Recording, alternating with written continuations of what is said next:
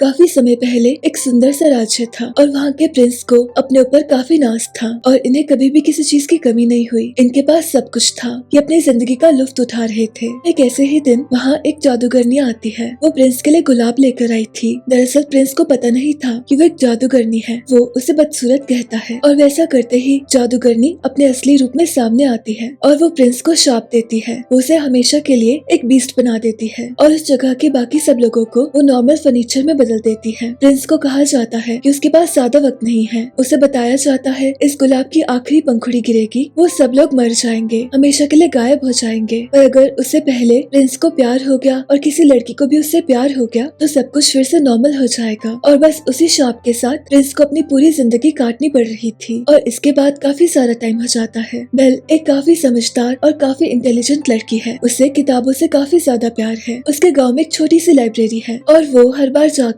एक नई किताब इशू करती थी और अपना सारा टाइम गुजारती थी किताबें पढ़ते हुए। वो बाकी सबके जैसे तो बिल्कुल भी नहीं थी। और ये है गैस्टन। इसे बेल बहुत ज्यादा पसंद थी। इसका जिंदगी में एक ही मकसद था, वो था बेल से शादी करना। उसका जिगरी यार उसे कहता है कि वो मना करती रहती है और तुम्हारे पहुंच से काफी दूर है। पर गैस्टन उसे कहता है कि जो चीजें आसानी से मिल जाए उसमें मजा ही क्या है। उसे गाँव की सारी लड़कियां पसंद करती थी पर उसे सिर्फ बेल ही पसंद थी। वो अपने प्यार का इजहार काफी बार कर चुका था पर बेल उसे बिल्कुल नहीं चाहती थी। और यह है मॉरिस। मॉरिस बेल के पापा है। बेल उनसे बात कर रही होती है कि कैसे वो सबसे अलग है और कई बार उसे समझ नहीं आता कि वो ऐसी क्यों है, आगे जाकर क्या होगा और ये सब चीजें। पर तभी मॉरिस उसे कहता है कि वो एक ऐसी ही लड़की को जानते थे, उन्हें उनसे प्यार हो गया और वो थी बेल की मॉम। बेल उनसे कहती है कि मुझे उनके बारे में और बताएं, पर मॉरिस उसे ज्यादा कुछ नहीं बताता। इसके बाद मॉरिस को काम से बाहर जाना था और जाते टाइम वो बेल से पूछते हैं कि बेल को तोहफा क्या चाहिए। बेल उनसे कहती है कि उसे बस एक गुलाब का फूल चाहिए। इसके बाद मॉरिस वहाँ से निकल जाते हैं। बेल अपने रोजमर्रा की जिंदगी में बिजी हो जाती है और एक प्यारा सा दिन होता है। बेल एक छोटी सी बच्ची को पढ़ना सिखा रही होती है और तभी गांव वाले आते हैं और उसे ऐसा करने से रोकते हैं। वो उसकी काफी बेइज्जती करते हैं। बेल को ये सब देखकर अच्छा नहीं लगता। वो वापस अपने घर पर जा रही थी और तभी गैस्टन उसके पीछे आता है। वो उसे समझाने की कोशिश करता है कि मॉरिस के जाने के बाद वो एकदम अकेली हो जाएगी, इसलिए वो चाहता था कि बेल उसे हाँ कर दे, वो उसकी पत्नी बन जाए और पूरी जिंदगी वो बेल का ध्यान रख सकता है। और बेल उसे फिर से ठुकरा देती है। उसके जाने के बाद वो गाना गा रही होती है। उसे अपनी जिंदगी से काफी उम्मीदें थी और वो चाहती थी कि उसे सच्चा प्यार हो, उसे कोई ऐसा इंसान मिले जिसे उसके शौक समझ आए, जिसकी वैल्यूज उसके साथ मैच करे। वहीं दूसरी तरफ मॉरिस वापस आ रहे होते हैं। इसी बीच वो रास्ता भटक जाते हैं और अचानक से वो एक ऐसे एरिया में आते हैं जहाँ पर काफी स्नोफॉल हो रही थी। वहाँ पर काफी सारे भेड़िए थे। मॉरिस कैसे भी करके वहाँ से निकल जाते हैं और अचानक से उनके सामने एक सुंदर सा महल आता है। वो देखते हैं यहाँ पर कोई भी नहीं है, इसलिए वो अंदर की ओर जाते हैं और अंदर भी कोई नहीं होता। वहाँ पर लाइट्स तो ऑन होती हैं पर कोई भी इंसान नहीं होता। उन्हें काफी ज्यादा ठंड लग रही थी, इसलिए वो आग के पास जाते हैं। उन्हें काफी ज्यादा भूख भी लग रही थी और अचानक से उनके सामने काफी सारा खाना होता है पर उसी वक्त एक छोटा सा कप उनके सामने आता है। मॉरिस खुद को समझाते हैं कि उन्हें डरना नहीं होगा, पर ऐसा देखकर कौन नहीं डरेगा, इसलिए वो तेजी से वहाँ से जाने की कोशिश करते हैं। जाते जाते उन्हें याद आता है कि उन्हें बेल के लिए गुलाब लेना था, इसलिए वो गुलाब तोड़ने की कोशिश करते हैं पर तभी उनके सामने कोई आता है। इसी बीच इनका घोड़ा वहाँ से भाग जाता है। वो तेजी से बेल के पास जाता है। बेल को रियलाइज होता है कि मॉरिस उसके साथ नहीं है, इसलिए वो घोड़े से कहती है कि मुझे मेरे पापा के पास ले चलो। इसके बाद बेल उस महल के सामने होती है। वहाँ पर कोई भी नहीं होता, इसलिए वो अंदर की ओर जाती है। अचानक से उसे ऊपर से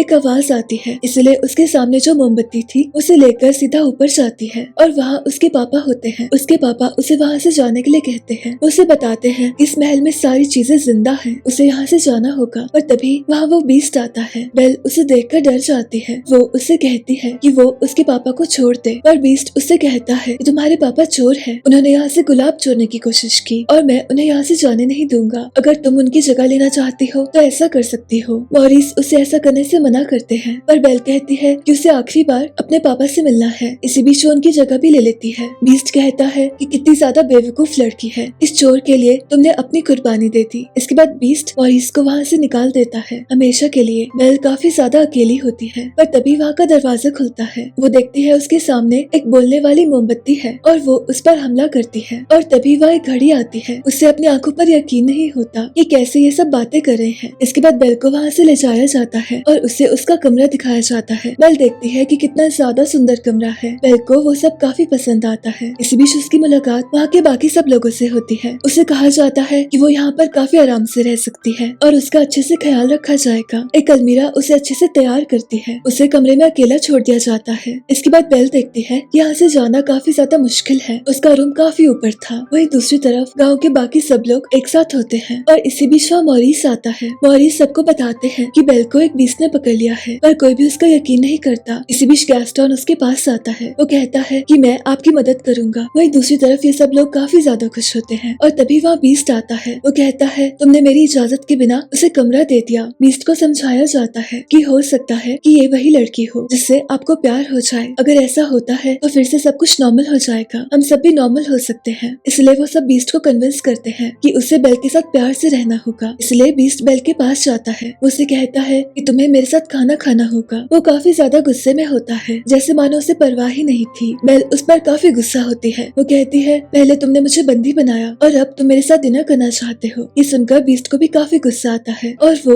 वहाँ से चला जाता है। इसी बीच वो देखता है कि गुलाब की एक पंखुड़ी नीचे गिर गई है, यानी उसके पास ज्यादा वक्त नहीं था। और जब भी ऐसा होता महल टूटना शुरू हो जाता था और ये सब लोग काफी कमजोर हो जाते थे। इसी बीच बेल वहाँ से जाने की कोशिश कर रही थी कि तभी एक टीपॉट उसके पास आती है। वो उससे काफी प्यार से बात करती है और उसको समझाती है कि बीस्ट इतना भी बुरा नहीं है, वो दरअसल काफी अच्छे हैं, बस काफी टाइम से वो काफी ज्यादा अकेले हैं। इसके बाद वो उसे राजी कर लेती है कि वो आकर बीस्ट के साथ डिनर करे। इसके बाद किचन में तैयारी होती है। सब लोग काफी एक्साइटेड होते हैं। उन्हें ऐसा लगता है कि बेल ही उनका सोल्यूशन है और बेल को ये मेहमान नवाजी काफी पसंद आती है। उसे रियलाइज होता है कि यहाँ पे बाकी सब लोग काफी अच्छे हैं और डिनर के बाद उसे वापस रूम में जाना होता है। पर वो एक ऐसी जगह जाती है जहाँ उसे जाने से मना किया गया था। दरअसल उस रूम में वो गुलाब रखा था और उसकी सेफ्टी बहुत जरूरी थी। वो उसको देख ही रही थी कि अचानक से उसके सामने बीस्ट आता है। वो उस पर काफी जोर से चिल्लाता है। वो उस पर इतना ज्यादा गुस्सा करता है कि बेल तेजी से सीधा बाहर की ओर जाती है। उसको बताया जाता है कि बाहर काफी ज्यादा खतरा है, पर वो किसी की भी नहीं सुनती और वैसा ही होता है। उसके सामने काफी सारे भेड़िए आते हैं। उसकी जान काफी ज्यादा खतरे में थी, पर तभी उसे बचाने आता है बीस्ट। बीस्ट उन सबसे लड़ता है और इस प्रोसेस में वो काफी ज्यादा जख्मी होता है। इसी बीच वो सारे भेड़िए वहाँ से निकल जाते हैं और बीस्ट सीधा जमीन पर गिरता है। बेल वहाँ से जा ही रही थी, पर उसे वैसा करना ठीक नहीं लगता। उसे लगता है कि उसे बीस्ट की हेल्प करनी चाहिए, इसलिए वो उसके पास जाती है और उसे खड़ा होने के लिए कहती है। इसके बाद वो उसे लेकर सीधा उसके महल में जाती है। वहीं दूसरी तरफ गैस्टन मॉरिस के साथ होता है। मॉरिस को रास्ता नहीं मिल रहा था। वो कहता है मुझे पक्का पता है, पर गैस्टन उसका यकीन नहीं करता। गैस्टन मॉरिस से कहता है कि उन्हें वापस जाना चाहिए, हो सकता है मॉरिस को गलतफहमी हो गई है। वो मॉरिस से कहता है कि मैं तुम्हारी बेटी से शादी करना चाहता हूँ। मॉरिस कहता है कि तुम मेरी बेटी से शादी कभी नहीं कर सकते। ये सुनकर गैस्टन को काफी गुस्सा आता है और वो उसे जंगल में छोड़ के वहाँ से चला जाता है। वहीं दूसरी तरफ बेल बीस्ट के साथ होती है। बेल देखती है उसे काफी चोट आई है। इसी बीच बेल को बताया जाता है कि बीस्ट हमेशा से ऐसा नहीं था। दरअसल काफी छोटे में ही उसकी मॉम गुजर गई थी। उसके बाद से उसे कभी प्यार नहीं मिला और ये सब सुनकर बेल को उसके लिए हमदर्दी होती है और वो पूरी रात उसका ध्यान रखती है। वहीं दूसरी तरफ जंगल में एक औरत मॉरिस को बचा लेती है। वहीं दूसरी तरफ बेल बीस्ट को कुछ सुना रही थी। दरअसल उसने जो किताबें पढ़ी थी उसे वो सब चीजें याद थी और वही चीजें वो बीस्ट को सुना रही थी। इसी बीच उसे पता चलता है कि बीस्ट इन सब के बारे में जानता है। बीस्ट उसे बताता है कि उसकी पढ़ाई काफी अच्छे से हुई है। तो उसे दिखाता है अपनी लाइब्रेरी। ये देखकर बेल बहुत ज्यादा खुश होती है। बीस्ट कहता है कि आज से ये सारी जगह तुम्हारी हो गई। इसी के साथ इनकी दोस्ती शुरू होती है। बेल उसके साथ काफी सारा वक्त गुजारती है। उसे रियलाइज हो गया था कि बीस्ट दरअसल काफी अच्छा है। उसे जैसा लगा था बीस्ट बिल्कुल भी वैसा नहीं है और उसे पता चल गया था कि शायद उसे उससे प्यार हो रहा है। इसी के साथ महल में बाकी सब भी काफी खुश होते हैं। उन्हें लगता है कि फिर से सब कुछ नॉर्मल हो जाएगा। और एक दिन बीस्ट बेल को किताब दिखाता है। उसे बताता है कि वो इस किताब की मदद से दुनिया के किसी भी कोने में जा सकती है। बेल को यकीन नहीं होता, पर उसे पता था कि उसे कहाँ जाना है। उसे हमेशा से जानना था कि उसकी मॉम के साथ क्या हुआ। उसके पापा ने उसे कुछ भी नहीं बताया था, इसलिए वो उसकी मदद से उस जगह पर जाती है जहाँ पर उसकी मॉम रहा करती थी। वो देखती है कि वो काफी छोटी सी जगह थी। दरअसल एक बार उसकी मॉम काफी ज्यादा बीमार हो गई थी। वो नहीं चाहती थी कि बेल भी उनके साथ बीमार हो जाए, इसलिए उन्होंने मॉरिस को कहा कि बेल को लेकर यहाँ से काफी दूर चले जाओ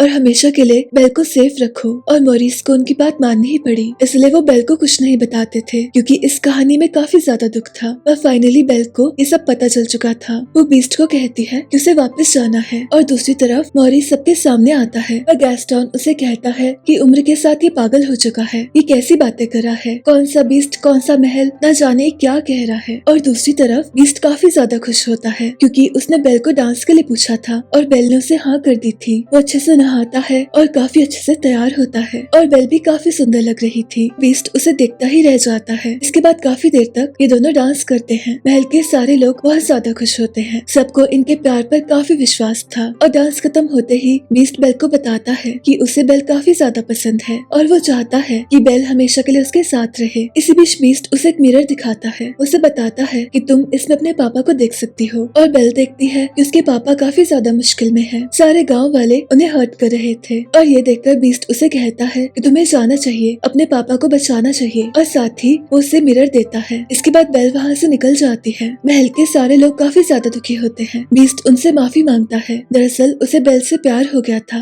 और वो उसे कैदी की तरह नहीं रख सकता था। उसे आजाद कर दिया हमेशा के लिए। वहीं दूसरी तरफ बेल सबके सामने आती है। वो देखती है उसके पापा को कैदी बना दिया गया है। वो सबको सारी कहानी बताती है पर किसी को यकीन नहीं होता कि सच में बीस्ट हो सकता है। इसलिए वो सबको दिखाती है। ये देखकर गैस्टन सबको भड़काता है कि ये तो बीस्ट है, कितना ज्यादा गंदा होगा और ये सब चीजें। पर बेल सबको बताती है कि ऐसा बिल्कुल नहीं है, वो बहुत ज्यादा अच्छा है। पर कोई उसकी सुनता नहीं और बेल को भी बंद कर दिया जाता है। इसके बाद सारे गाँव वाले जाते हैं बीस्ट के पास। महल में सब लोग ये देखकर काफी ज्यादा डर जाते हैं। उन पर हमला हो रहा था और दूसरी तरफ बेल अपने पापा के पास होती है। उन्हें बताती है कि वो अपनी मॉम से मिलने गई थी। उसे सब पता चल गया है और साथ ही वो उन्हें बताती है कि बीस्ट काफी अच्छा है और उसे उसके पास जाना होगा, उसे बचाना होगा और इसी वजह से उसके पापा उसकी मदद करते हैं। वहीं दूसरी तरफ ये सब लोग महल में होते हैं। सब लोग आपस में बस लड़ाई कर रहे थे और बेल भी निकल चुकी थी बीस्ट को बचाने। इसी बीच हम देखते हैं कि जिस औरत ने मॉरिस को बचाया था वो जल्दी से बीस्ट के पास जा रही थी पर उससे पहले गैस्टन बीस्ट के पास पहुंच जाता है। वो कहता है बेल तुमसे प्यार नहीं करती। वो उसे शूट करता है। बीस्ट काफी तेजी से नीचे की ओर गिरता है। इसी बीच वहाँ बेल आती है। वो गैस्टन को रोकती है और इसी दौरान गैस्टन अपनी गन को लेने जाता है और बीस्ट देखता है कि बेल उसके पास वापस आ गई है। वो उसके पास जा रहा था कि तभी गैस्टन उसे रोकता है पर बीस्ट उसे पकड़ लेता है। पर तभी उसे रियलाइज होता है कि वो एक अच्छा इंसान है। वो गैस्टन की तरह बिल्कुल नहीं है और मौके का फायदा उठाकर गैस्टन वहाँ से भाग जाता है। इसके बाद बीस्ट सीधा बेल के पास जाता है पर अचानक से गैस्टन उस पर गोली चला देता है और उसको अपने किए का अंजाम उसी वक्त मिल जाता है जब वो एकदम ऊंचाई से सीधा नीचे गिरता है। वही बेल बीस्ट के पास होती है। वो काफी ज्यादा दुखी होती है। उसे रियलाइज हो गया था कि बीस्ट यहाँ से जाने वाला है और ठीक उसी टाइम गुलाब की आखिरी पंखुड़ी गिरती है जिस वजह से बीस्ट की मौत हो जाती है। महल के सारे लोग एकदम नॉर्मल हो जाते हैं। वो हमेशा के लिए बदल जाते हैं एकदम नॉर्मल फर्नीचर में और इसी बीच वहाँ वो औरत आती है। वो सुनती है कि बेल बीस्ट को कह रही है कि वो उसे प्यार करती है और ये सुनकर वो औरत अपना जादू करती है। दरअसल वो औरत एक जादूगरनी थी और अचानक से बीस्ट फिर से नॉर्मल हो जाता है। इसी के साथ वो सारा जादू फिर से रिवर्स हो जाता है। इस महल में एक नई सुबह आती है। हर तरफ सिर्फ रोशनी होती है और सारा फर्नीचर फिर से बदल जाता है नॉर्मल इंसानों में। काफी टाइम के बाद इस महल में इतनी ज्यादा खुशियाँ आई थी और इन सब लोगों ने इस पल का काफी इंतजार किया था। इस कहानी के आखिरी सीन में हम देखते हैं कि काफी ज्यादा अच्छी सेलिब्रेशन हो रही है। काफी सारे लोग आए हैं। इसी के साथ इस कहानी का अंत होता है। मेरी आपसे फिर से मुलाकात होगी एक और नई कहानी के साथ।